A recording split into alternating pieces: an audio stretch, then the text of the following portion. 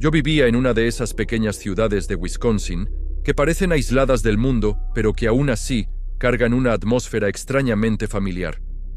2 iglesias, 3 bares, un silo de granos y algunas fábricas que sustentaban a quienes no tenían grandes ambiciones después de la secundaria. Era un lugar simple, silencioso, rodeado de campos y valles, donde la naturaleza parecía siempre observar todo a su alrededor, con una calma que a veces resultaba más inquietante que reconfortante. Ese día, mi plan era simplemente caminar hasta Barnes Bluff, el punto más alto de la región, donde muchos creían que antiguos vigías de la tribu Winnebago vigilaban el valle. Quería buscar puntas de flecha, respirar un poco de aire fresco y disfrutar de las cervezas A&W Root que había puesto en la mochila junto con mi almuerzo. La caminata no era larga. Seguía por Barnes Road hasta donde simplemente desaparecía en un pastizal de vacas, y de ahí continuaba sin senderos, sin señales, sin nada más que mi propio sentido de la dirección, apuntando hacia la colina a 1,5 kilómetros de distancia. Cuando me di cuenta de que estaba cerca, me encontré con lo que quedaba de la antigua cabaña de un colono. Toda la estructura había cedido hace décadas, convirtiéndose en madera podrida cubierta por plantas rastreras, pero el pozo permanecía intacto, como si el tiempo hubiera decidido preservar únicamente esa abertura oscura en el suelo. El diámetro del pozo era poco más de 1,5 metros, profundo, silencioso, revestido de piedras antiguas que parecían haber sido esculpidas con paciencia por manos largas y desaparecidas. El fondo era invisible, engullido por una oscuridad que comenzaba justo después del borde.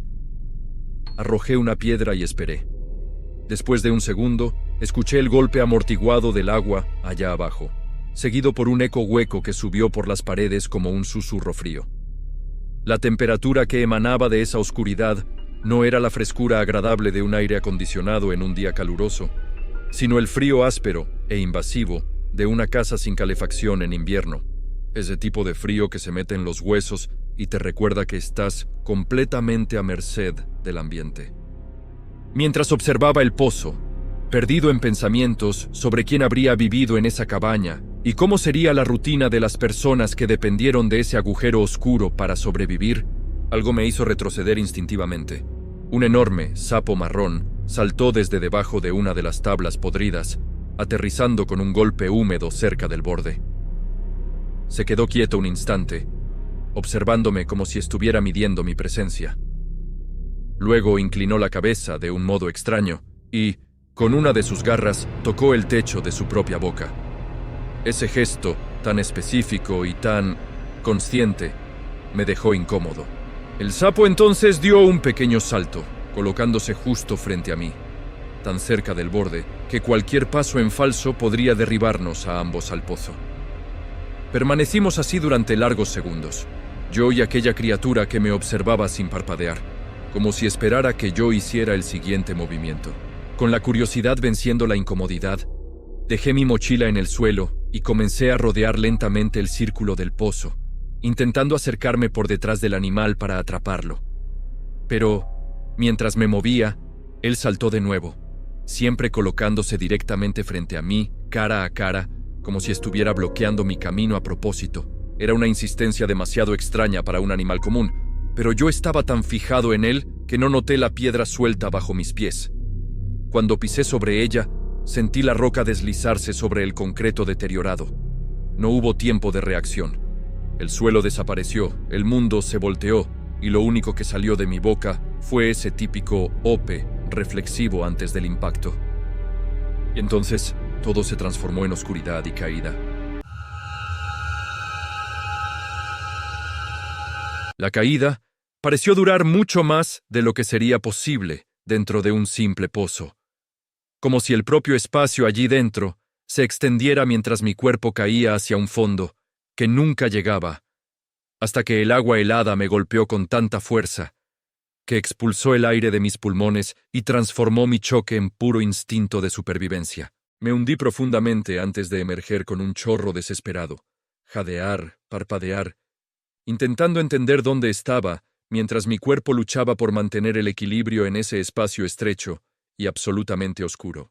Cuando logré abrir los ojos, vi el cielo allá arriba como un círculo pálido, casi perfecto, del tamaño de una pelota de softball, mucho más pequeño y distante de lo que debería ser, como si hubiera caído más que unos pocos metros. Hasta entonces, no era consciente de la profundidad imposible de aquel pozo, pero la visión de ese recorte de cielo lo hacía incuestionable. No había fondo bajo mis pies. Mis piernas golpeaban el vacío, pateando el agua helada mientras intentaba mantener el cuerpo a flote. Las paredes del pozo eran lisas, absurdamente lisas, cubiertas de lodo y agua que hacían imposible cualquier apoyo, y cada vez que me acercaba demasiado a uno de los bordes redondeados, mis brazos rozaban la superficie resbaladiza que parecía haber sido moldeada a mano con una precisión antigua y cuidadosa, pero ahora desgastada por el tiempo. Grité pidiendo ayuda, pero el sonido no llegó a ningún lado. Solo rebotó de vuelta hacia mí, amortiguado, como si fuera devorado por la propia oscuridad que habitaba ese lugar. La soledad allí dentro tenía un peso físico, como si estuviera aislado del mundo, como si ese lugar existiera fuera del tiempo. Floté durante largos minutos, que parecían horas pateando suavemente solo lo suficiente para mantener la cabeza sobre la superficie, mis músculos ya doloridos por el esfuerzo continuo y por el frío que se filtraba a través de la ropa empapada. Con cada respiración, el eco me recordaba que estaba completamente solo, perdido en una oscuridad que no tenía lógica.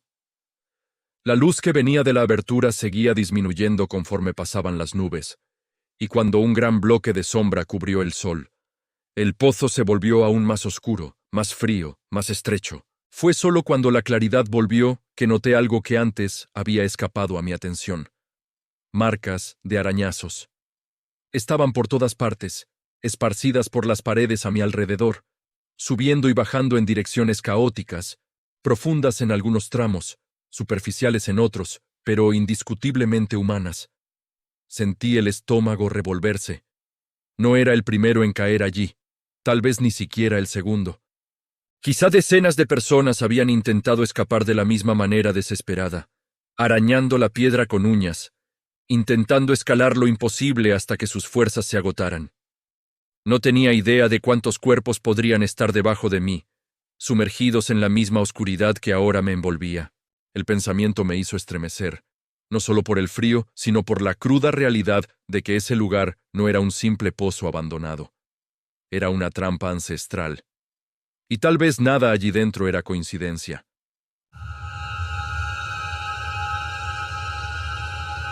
El tiempo allí dentro perdió cualquier significado.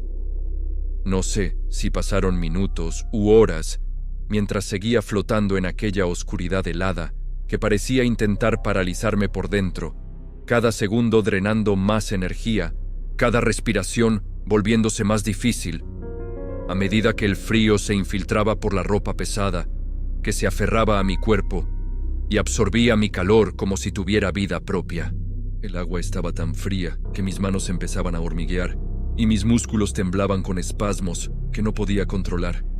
Pero aún así, pateaba instintivamente luchando para no hundirme, luchando simplemente por existir en aquel pozo imposible que me retenía como una boca subterránea.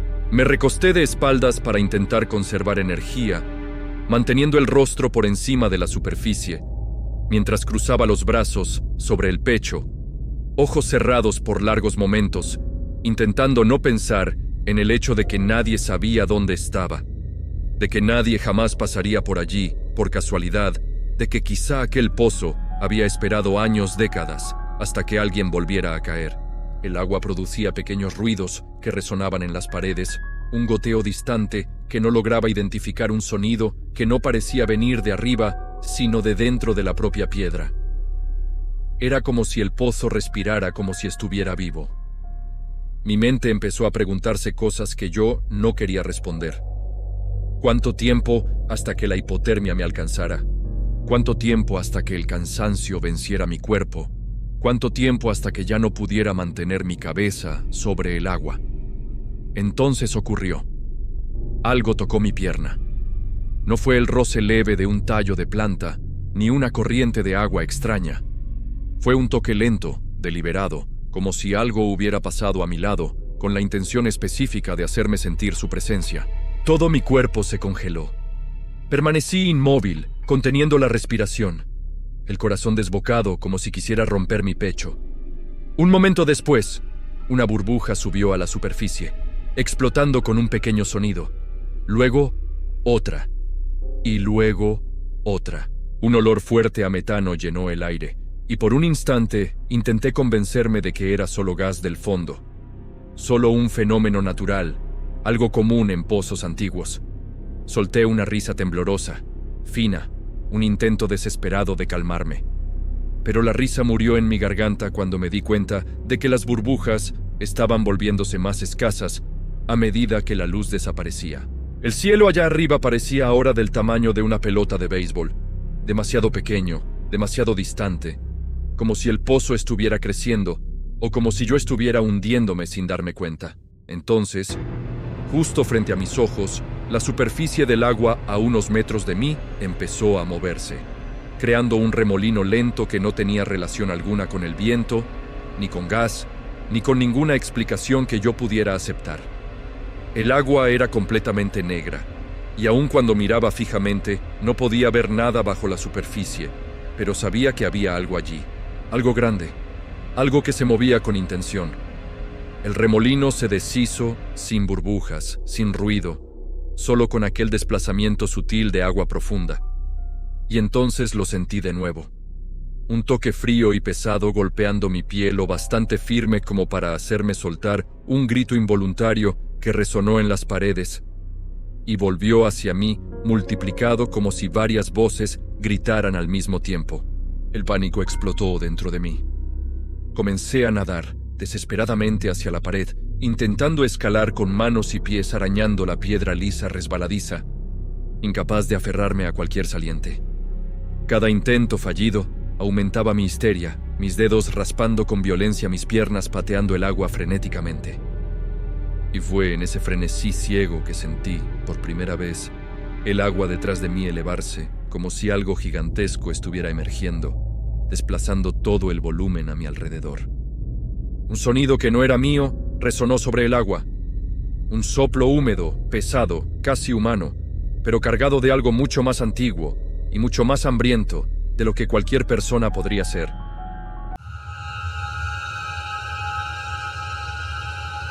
Entonces, lentamente, algo comenzó a emerger del centro del pozo. Primero la superficie del agua se deformó, creando pequeñas ondulaciones que se volvieron más intensas, y finalmente percibí el contorno de una cabeza que ascendía despacio, tan despacio, que cada movimiento parecía calculado, deliberado, cargado de una paciencia imposible de comprender. Largos mechones de cabello negro, mojados y pegados al cuero cabelludo arrugado, caían sobre el rostro que surgía del agua. La piel, arrugada y flácida, se extendía como cuero antiguo, moldeándose a huesos torcidos y manos deformadas que flotaban lentamente en mi dirección. Cada garra extendida como si probara el espacio que yo ocupaba, evaluando mi miedo, casi provocándome con la certeza de que yo no tenía a dónde ir. Mi corazón golpeaba tan fuerte que podía jurar que escuchaba mi propia sangre pulsando en los oídos, pero el sonido de mi terror era insignificante ante la presencia frente a mí, que permanecía sobre el agua negra inmóvil, casi flotando completamente indiferente a la realidad del mundo de arriba. Los ojos eran lo peor de todo. Rojos, fijos, intensos, penetrantes, mostrando una inteligencia fría y mortal que me decía sin palabras que mi situación no solo era desesperada, sino absolutamente inútil. Alrededor del cuello colgaba un collar hecho de garras de oso, y una bolsa negra, flácida y resbaladiza, se balanceaba sobre el agua, insinuando un contenido que yo prefería no imaginar.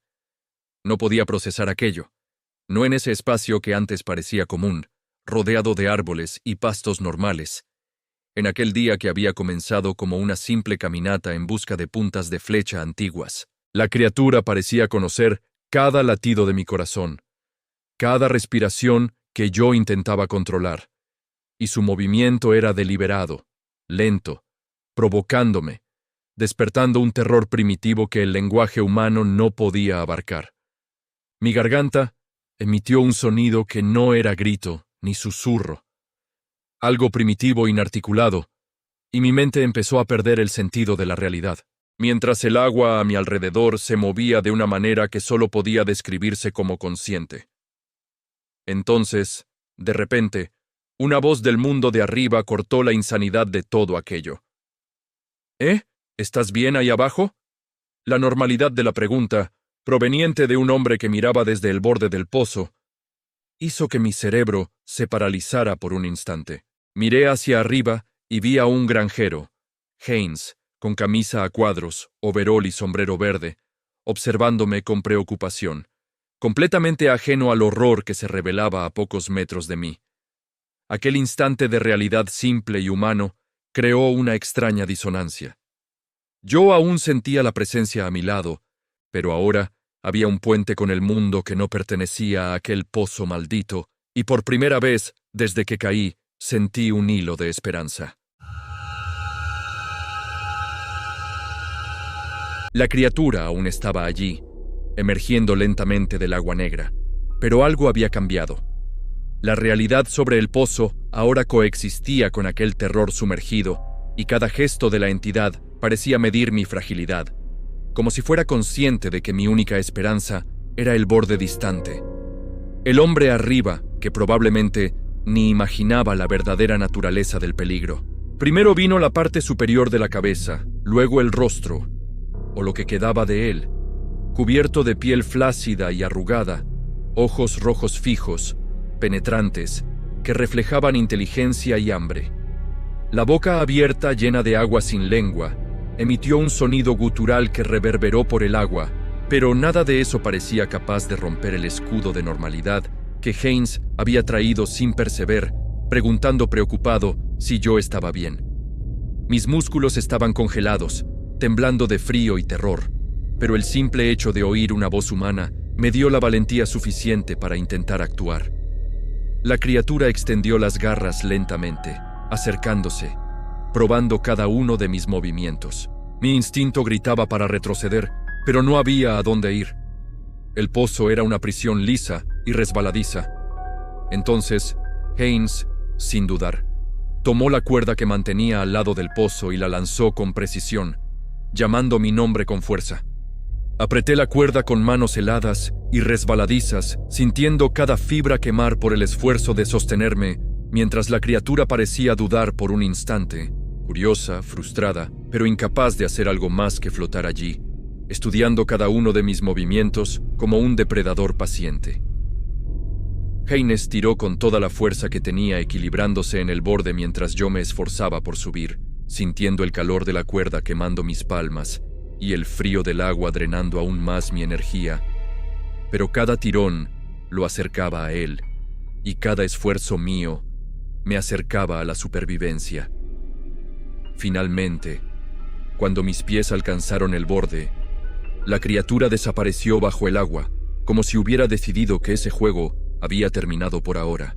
Haynes me alzó fuera del pozo, me envolvió con su propia camisa para darme calor y, sin decir más de lo necesario, me ayudó a caminar hasta el coche.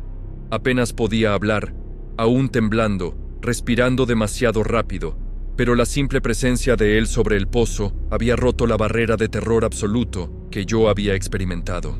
Fuimos al hospital, donde me observaron hasta que pude recuperar la conciencia y el control de la respiración.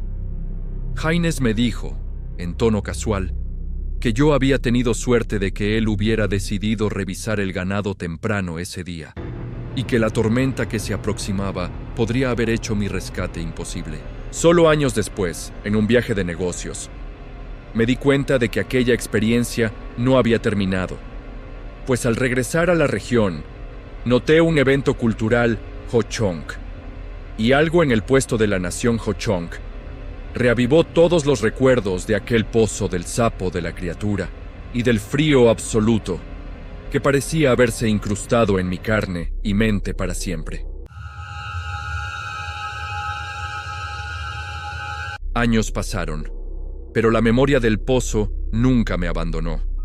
Durante un viaje de negocios a comienzos de los años 2000, pasé nuevamente por la región y decidí visitar un evento cultural Ho Chunk, atraído por el sonido de la música, la danza y la extraña sensación de que algo del pasado aún me llamaba. El recinto de la feria estaba lleno de puestos, vendedores locales, niños corriendo y adultos observando presentaciones, pero yo me quedé cerca de la parte trasera, atento, casi invisible, observando los rostros, absorbiendo cada detalle, hasta que un hombre mayor me notó y me hizo una seña. Parecía tener unos 60 años. El rostro marcado por líneas profundas, ojos que evaluaban y medían antes de hablar. Cuando me acerqué, conté toda la historia, del sapo a la caída, del pozo a la criatura, sin omitir nada. Él escuchó con atención, en absoluto silencio, y cuando terminé, no sonrió ni rió. Solo preguntó, con una calma desconcertante, ¿dónde estaba el pozo? Describí el lugar con precisión, el círculo de piedra, el borde deteriorado, la sensación de profundidad infinita. Él asintió lentamente. No tenemos historias como esa. Eso no es nuestro. Parpadeé, confundido. Pero los Ho Chunk estaban allí, ¿cierto? Él miró por encima de mi hombro hacia la línea de árboles lejanos y respondió: estábamos. Y antes de nosotros, otros. Los constructores de montículos, el pueblo del Mississippi. Antes de ellos, no lo sabemos. Quizás alguien más. Esta tierra es más antigua que la memoria, más vieja que nosotros. Algunos lugares no están embrujados por nuestros muertos. Algunos están ocupados por algo más antiguo. Se inclinó, mirándome directamente a los ojos, como si quisiera entregarme un secreto que trascendía el tiempo. Haynes murió hace algunos años, pero puso una tapa de metal en el pozo para evitar más accidentes. Pero el pozo aún está allí, intacto, al lado de la colina más alta de la región, esperando. Volví a mi casa, intentando racionalizar todo, pero hace 2 noches, sentado en mi patio, noté algo que hizo que mi sangre se helara. Junto a mi pie, una burbuja irregular surgió del ladrillo, formando una pequeña ondulación. Me incliné para ver, y allí estaba. El mismo sapo enorme, mirándome fijamente, tocando el cielo de su boca con una garra. El frío volvió, la sensación de peligro antiguo e inteligente, y el terror puro de darme cuenta de que nada de lo que viví había terminado realmente. No he dormido desde entonces, porque sé que el pasado, el pozo y aquella presencia ancestral nunca se fueron. Solo estaban esperando, y ahora me encontraron de nuevo. No sé qué hacer. No he dormido desde entonces.